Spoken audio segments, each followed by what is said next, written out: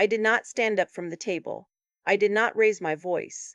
I sat very still, the way I learned to sit in a courtroom for 31 years, and I watched my son's wife lean across the centerpiece of that restaurant table and say to him, in front of his children, in front of his, in front of her own mother who was sitting right there with a glass of Merlot halfway to her lips, she said, "Honestly, sweetheart, maybe accounting just isn't for you." She said it like a kindness. That was the thing that stayed with me on the drive home. She said it like she was doing him a favor. My son's name is Alan. He is 51 years old. He has a master's degree in finance from Ohio State, and for 23 years he managed the books for a mid-sized manufacturing company in Columbus that would have gone under twice without him. He is not a flashy man. He does not talk about what he knows.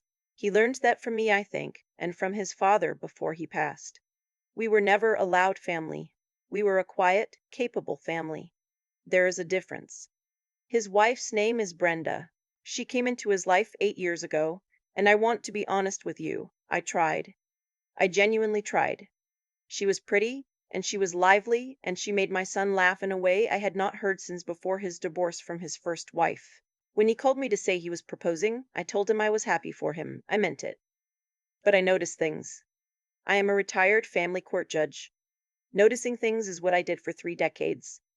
You do not turn that off when you hang up the robe. The first thing I noticed was small. We were at Alan's house for Thanksgiving, the first one after they got married, and Brenda asked him to carve the turkey.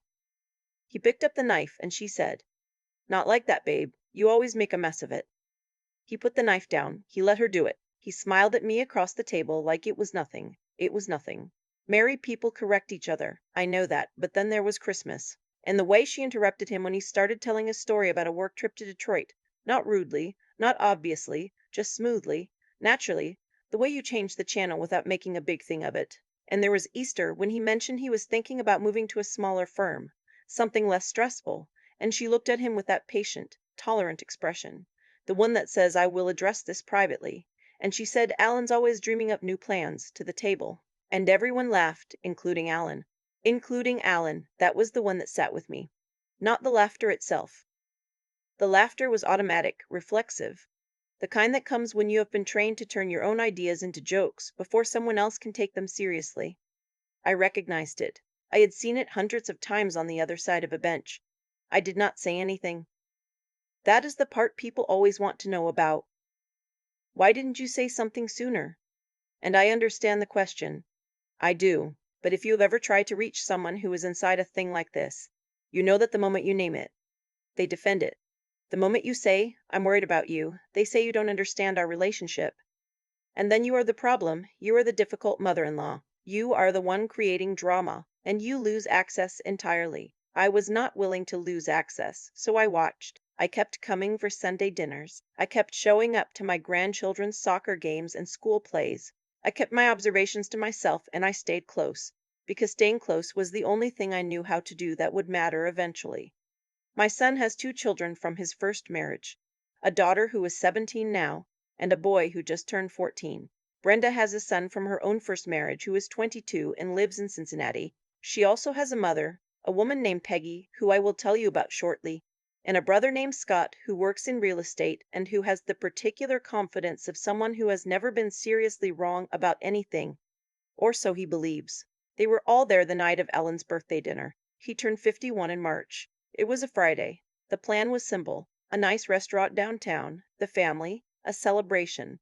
Alan had had a hard year. The company he worked for had been acquired in October, and the new ownership had done what new ownership often does: shuffled the deck, moved people around, eliminated positions that had quietly held everything together. Alan was not let go, but he was sidelined, given a title that sounded fine and a role that wasn't. He was doing the work of someone 20 years younger and being paid accordingly, and he knew it and I knew it, and I suspected Brenda knew it too, but she had not said anything to him. Or perhaps she had, not in the way that helps. He came to pick me up himself that evening, which I appreciated. I live 40 minutes from downtown Columbus, out in Worthington, in the same house where I raised him and his sister. He pulled up at 6 and I was waiting on the porch because I have never kept anyone waiting in my life, and he hugged me at the door and I thought he looked thinner than the last time I had seen him. There were circles under his eyes that had not been there at Christmas. "You look tired," I said. "I'm fine, Mom," he said. The way he said it was the way he has said it since he was 12 years old, which meant he was not entirely fine, but he did not want to discuss it. We drove downtown, and the rest of the party was already there when we arrived. Brenda and her mother Peggy, and Scott and his wife, and Alan's two kids, and Brenda's son from Cincinnati, who I will call Devin. I was glad to see the grandchildren. The girl, Ava, sat next to me immediately and showed me something on her phone, and I pretended to understand what I was looking at. And she laughed at me affectionately, and that part of the evening was genuinely lovely. We ordered drinks. Bread came. Scott began talking about a development project he was involved with near Easton, and Alan asked a few polite questions, and Scott answered in the way that people answer when they are not really having a conversation, but rather delivering a presentation. Brenda laughed at something Scott said. Peggy nodded and refilled her wine. Then Alan started to tell us about a job. Not a job he had accepted. A conversation he had had. An opportunity someone had mentioned to him. A possibility he was turning over in his mind. A small financial advisory firm. Independent. The kind of place where experience counts more than politics. He was not announcing anything. He was thinking out loud at his own birthday dinner. The way you do when you trust the people at the table. He got about 3 sentences in. "Alan," Brenda said, and her voice had that particular texture. Not loud, not cruel. Just flat and certain the way a door closing is flat and certain. "We've talked about this. You are not a salesman." He stopped. She turned to the table. "He does this. Every couple of years, the grass is greener thing. It's sweet." Scott smiled. Devin looked at his phone. Peggy sipped her wine. I looked at my son. He had picked up his bread roll and was turning it over in his hands without eating it. He was 51 years old, and he was sitting at his own birthday table, and he had been patted on the head in front of his children. "Alan has a great deal of experience that would translate very well to advisory work," I said. I said it pleasantly, the way I used to say things in a courtroom when I wanted the record to reflect something clearly. "He understands how small businesses manage risk better than most people I've met." There was a small silence. Brenda smiled at me. "Of course you think so," she said. "You're his mother." Then Peggy laughed. Not a mean laugh, exactly. Just the laugh of a woman who has watched her daughter manage situations for long enough that she finds it entertaining. I put down my fork. I did not say another word at that table about it. I talked to Ava about her history project. I talked to the 14-year-old, whose name is Jake, about his baseball season. I ate my salmon, and I drank my water, and I watched. I watched the way Brenda touched Alan's arm when he tried to re-enter the conversation about the job. Just a light touch, barely anything, but enough to redirect him. I watched the way he redirected. I watched the way he redirected. I watched the way he laughed at a joke Scott made that was not particularly funny. I watched my son perform contentment at his own birthday dinner, and I thought about all the small performances I had witnessed over 8 years, and I understood that what I was looking at was not a bad marriage. It was a managed one, and my son was not the one doing the managing. I drove home alone that night. Alan had offered to take me, but I told him I had called a car, which was true. I wanted the 40 minutes to myself. I stood at the window at the highway lights, and I thought about a woman I had encountered early in my career. Before I was on the bench, when I was still practicing, a client whose husband had never once raised his voice at her, never once laid a hand on her, but who had, over the course of 11 years, made her feel that every thought she had was probably wrong. She had come to me at 53, not knowing if she was allowed to want things. That is what I thought about on the drive to Worthington. The next Sunday, I had Alan over for dinner alone, just the two of us. I made pot roast, which is what he always asked for as a boy, and we sat at the kitchen table, and I let him talk for a while about work. About the transition, about how things were settling. And then I said, as casually as I could manage, "How are you feeling about everything? Not work. You." He was quiet for a moment. He moved a piece of carrot around his plate. "I don't know, Mom," he said. "I feel like I used to have better ideas." "What do you mean?" "I mean, I used to trust myself more. About things. About decisions." He said it like a simple observation. No drama, no complaint. Just a man telling his mother something he had not quite said out loud before. I nodded. I did not pounce on it. I just said, "I think your instincts are good, Alan. I always have." He looked at me for a moment. "Brenda says I overthink things." Some things are worth thinking about, I said. We left it there. But that was the conversation I kept returning to in the weeks that followed. I called Alan's sister, Patricia, who lives in Portland. Patricia is 54 and has known her brother longer than anyone except me, and she had been watching the same things I had been watching from a distance. She told me she had tried to say something to Alan 2 years earlier, and it had not gone well. He had defended Brenda, told Patricia she was being unfair, and they had not spoken easily for almost 6 months. So Patricia had gone quiet. That is what this kind of situation does. It isolates. Not all at once, not dramatically, just steadily, one uncomfortable conversation at a time, until the people who love you most learn to keep their distance to protect the relationship. I was not willing to keep my distance. But I also was not going to repeat Patricia's mistake. I was going to be precise. In April, Alan called me on a Tuesday evening and told me, matter-of-factly, that he and Brenda had decided he was not going to pursue the advisory firm conversation any further. He said Brenda had done some research, and she felt it was not a stable enough income structure given their expenses. I asked him if he agreed with that. There was a pause. I think she makes some fair points, he said. What do you think? I said. Not what she think. What do you think? Another pause. Longer this time. I think I was probably getting ahead of myself, he said. I did not argue. But after we hung up, I sat in my kitchen for a long time because I knew what I'd just heard.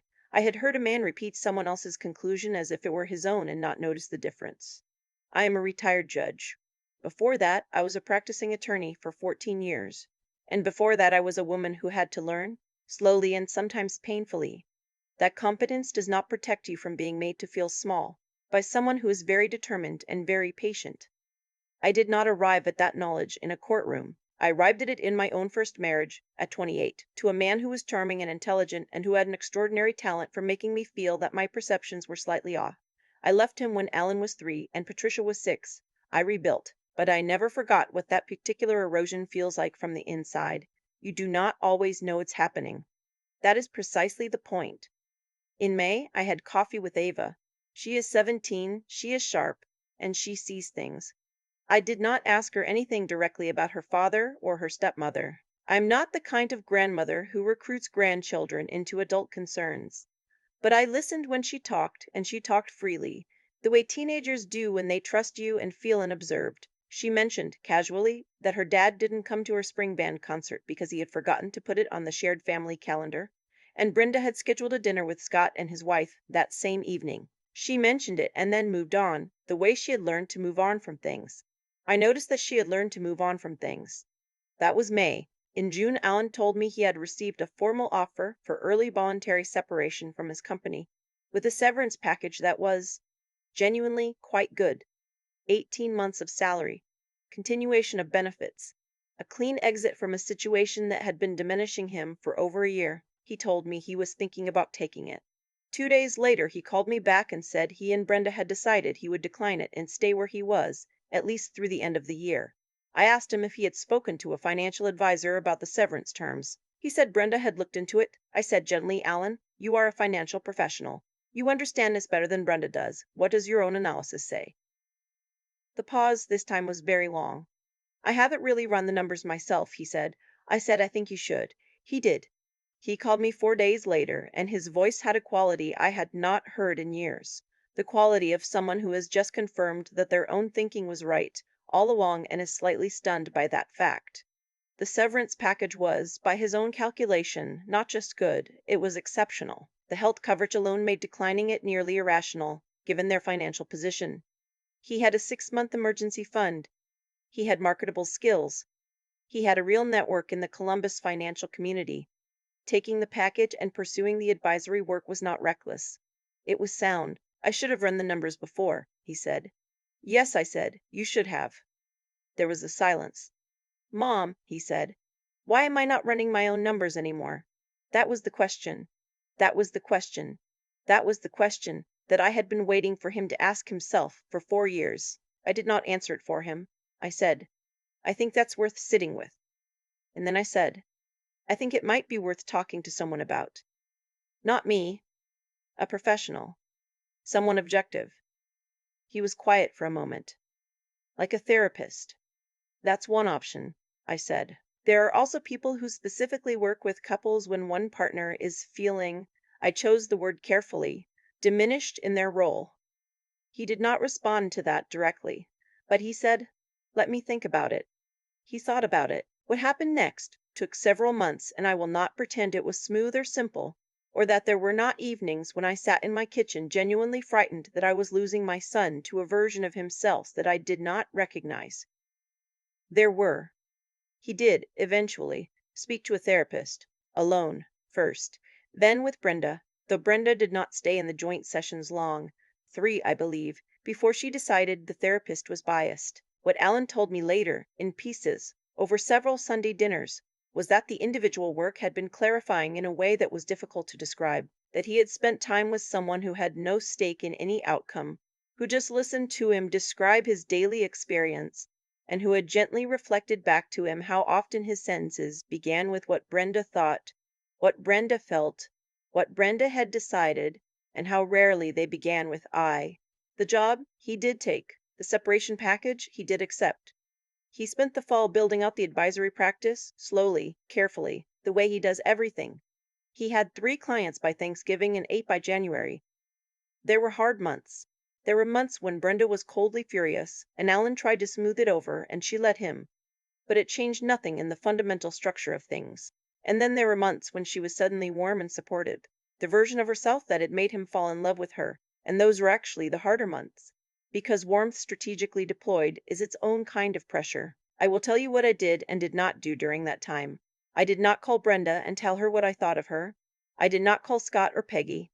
I did not make ultimatums or threaten anything or perform my displeasure at family gatherings. I had retired from performance. What I did was show up. Sunday dinners. Phone calls on Tuesday evenings. Attended every single one of Ava and Jake's events that I was invited to. Sent Alan articles about independent financial advisory practices, about business people in Columbus who had built strong second acts in their 50s, about former colleagues of mine who had left secure positions for something more aligned with who they actually were. Not constantly, not obtrusively, just steadily, the way you water something you want to grow. And I had one conversation with Brenda. Just one.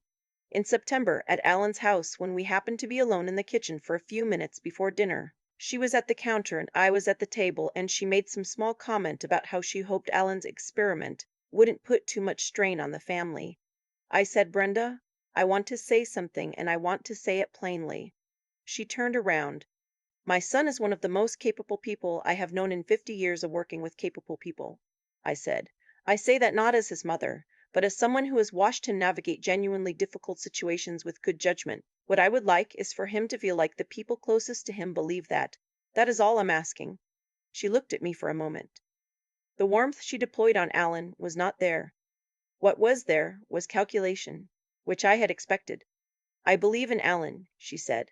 "I know you believe you do," I said, and then I took the dish she had handed me and walked it to the dining table, and we sat down to dinner, and I talked to Ava about her college applications, and we did not revisit it. By the following spring, Alan told me he and Brenda were separating. He told me on a Tuesday evening, on the phone, and he was sad, genuinely sad, not relieved, at least not yet. 8 years is not nothing. What he said was, "I feel like I'm coming up for air." But I don't know how long I was under water. I said, "Long enough." He laughed a little. "You knew." "I had concerns," I said, "but you needed to find your own way to the same place. I couldn't find it for you." "Did you do anything?" he asked. I don't know. Move things along. I thought about that, about the conversations I had kept having, the articles I had kept sending, the one exchange in the kitchen, the question I had asked him about running his own numbers. I stayed close, I said, that's all. That was not entirely all. But it was the truest thing. Alan's practice is doing well. He has a small office in Grandview now, and a junior associate who started in February, and 3 mornings a week he drives Ava to school, which he was not able to do when he was commuting downtown. She graduates next spring.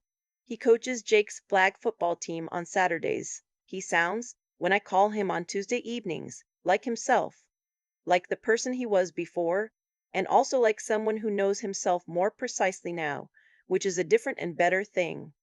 His sister Patricia flew in from Portland for his birthday this year. The three of us went to a small Italian place near my house, and we had pasta and a bottle of Chianti. And Alan told a long, funny story about a client who had mistakenly transferred funds to the wrong account, and he told it all the way through, from beginning to middle to end, without being interrupted once. Patricia and I both laughed. He looked pleased with himself in the easy, unguarded way of someone who has remembered that their stories are worth finishing. After dinner, walking to the car, he put his arm around my shoulders, which he does not often do because he is not a physically demonstrative man. He gets that from his father. And he said, "Thanks for not giving up on me." I said, "That was never a possibility. There's something I want to say to anyone who may be watching this and recognizing something. Maybe it is a son or a daughter. Maybe it is a friend or a sibling or someone you see at the holidays who is gradually becoming a smaller, quieter, more apologetic version of the person you've always known. I want to say the most important thing you can do is stay. Stay in the relationship. Stay visible.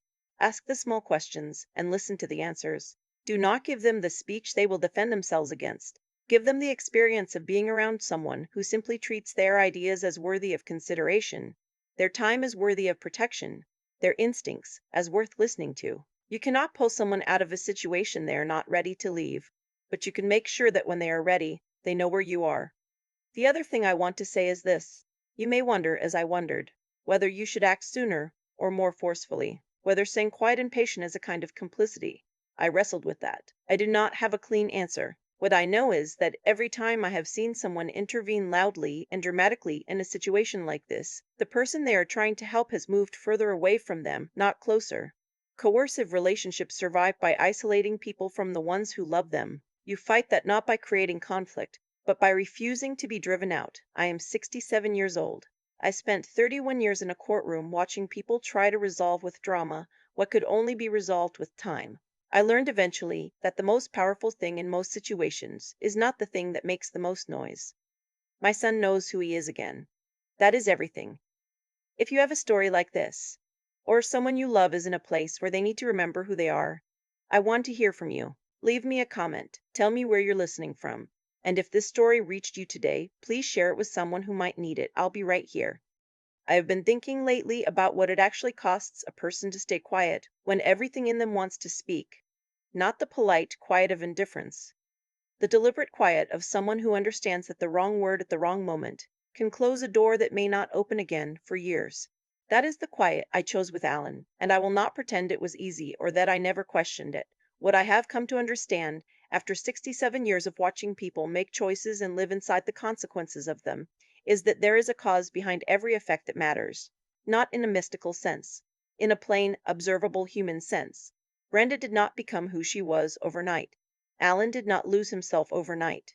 And he did not find himself overnight either. These things accumulate in one direction, and then they accumulate in another, and the turning point is almost never dramatic. It is usually something small. A question asked at the right moment. A person who stays in the room. When I asked Alan why he wasn't running his own numbers anymore, I was not trying to dismantle his marriage. I was trying to return him to himself. There's a difference between those two things, and I think the difference matters enormously. What I wanted was for my son to remember that he was a person with a mind worth trusting. That is all. Everything else followed from that. The therapy, the separation, the practice in Grandview, the Saturday mornings coaching flag football, all of it followed from one man deciding that his own thinking deserved to be taken seriously again. I think about Ava, too. She is 17 and she has watched her father find his way back, and I believe that is teaching her something that no classroom could. She is learning what it looks like when a person chooses themselves, not selfishly, not at the expense of everyone around them, but honestly. She is learning that quiet people can be powerful, that patience is not weakness, that the most important things are often the ones that happen slowly and without an audience. That is the triad I keep returning to when I think about this story. Integrity. Doing what you believe is right even when no one is watching, even when it is inconvenient, even when it would be easier to look away. Wisdom. Not the accumulated knowledge of years alone, but the judgment to know when to speak, when to wait, and how to ask a question that plants a seed without forcing a conclusion. And resilience. Not the loud, defiant kind that announces itself, but the steady kind, the kind that simply continues. The kind that Alan showed, even when he did not know he was showing it. by surviving years of erosion and still having enough of himself left to rebuild. Nobody in this story was beyond what life does to everyone. Brenda was not a monster. She was a person who had learned to manage the people around her and had never been asked to stop. Alan was not weak. He was a person who loved someone and trusted that love enough to let it shape him, which is a generous impulse that became, over time, a costly one. I was not a hero. I was a mother who stayed close and asked one good question at the right time. We are all, in the end, the sum of the choices we make toward the people we love. I chose to stay present. Alan chose, eventually, to be honest with himself. Ava is choosing, right now, to pay attention. I think those choices compound the same way that the harmful ones do, slowly, quietly, and then all at once. That is what I hope you take from this. Not the particular details of my son's life, but the principle underneath them, that your presence matters to the people you love, even when it does not appear to. That the right question, asked with care, can shift the entire direction of a person's life. And that it is never too late, not at 51, not at 67, to remember who you are.